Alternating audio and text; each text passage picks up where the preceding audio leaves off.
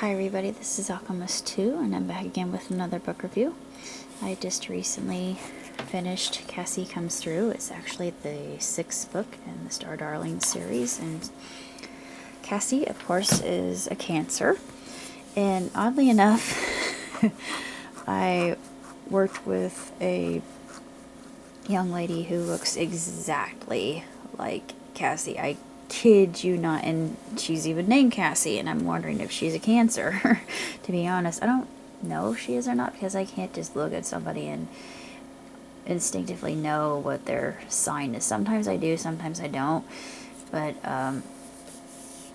astrology is something that I find very interesting, but I don't put a lot of credence in, because I just don't believe that the planets have much sway in what we do or how we act. But that's just how I feel, but I could be wrong. But this still is talking about what's going on with Ophelia, and how Cassie, she feels that something is terribly amiss, and she likes to read, as you could see. She's got her own little stars app, and she's reading with Biddy, her gopher. And she's very astute. She's able to figure out a lot of different telltale signs about what separates a female gopher from a male gopher. Of course, Biddy is a female, because her star is much larger than a male's star would be, but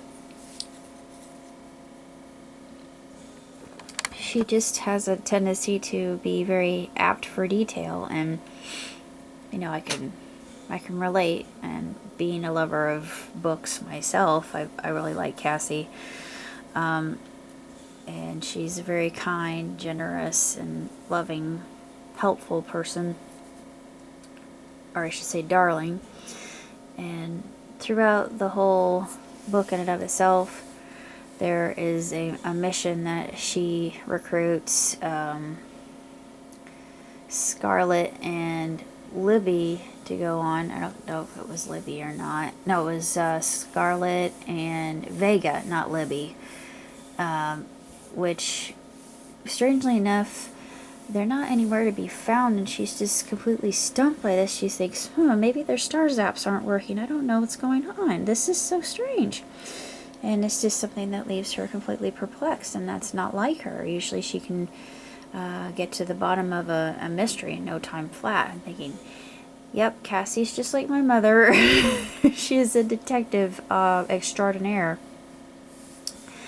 But I just absolutely loved this particular book, and her mission. And again, when she goes on her mission and meets her wisher in Wishworld, it's very heartfelt, and she gets along swimmingly with her wisher, and identifies her wish almost instantaneously, due to the fact that she uses the process of deduction, and she narrows it down just ever so easily. And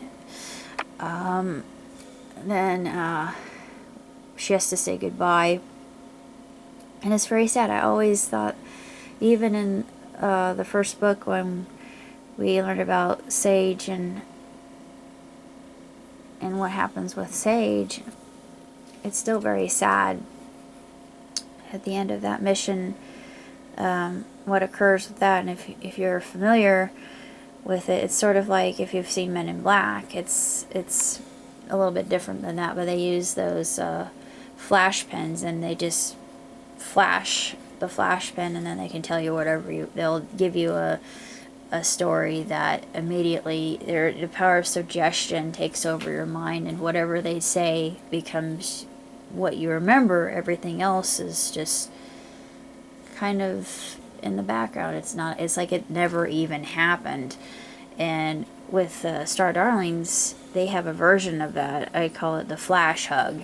And once they hug their wisher has amnesia about what just occurred, even after their wish is granted. And she receives an influx of energy from her wisher before she returns to Starland. And it broke my heart. I thought, oh, she just made a friend and now she has to say goodbye to her friend. I thought, oh, I'm gonna cry.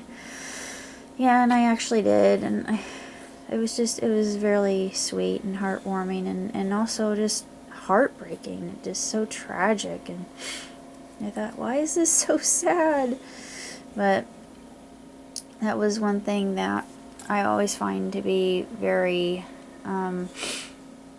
just racking whenever I read one of the missions that go well, and then of course Leona's feeling a little bit better in this book, thank goodness. She seems to be back to her old self, but there's still that mystery about Ophelia, and they leave it kind of Lady or the Tiger at the very end, but it's really stupendous, and it gives a sneak peek of Piper's perfect dream, and Piper's a Pisces, and I'm actually getting better with star signs, so I'm excited to see what Piper will be doing in her particular story. And then there's Astra, and after Astra's test, Astra is I do believe she's an Aries, and then Tessa is a Taurus, and then Adora is an Aquarius. So we've got those to look forward to, and I think Adora might be the last one because there are only 12 star signs, and we've already done 6. So it's just it's halfway through. I don't know if they're going to do more after that or not, but personally, I think to get a really good background of the Star Darlings, other than watching the actual cartoon, which I think you can watch it on YouTube, but I don't think you can watch it on television anymore, so boo.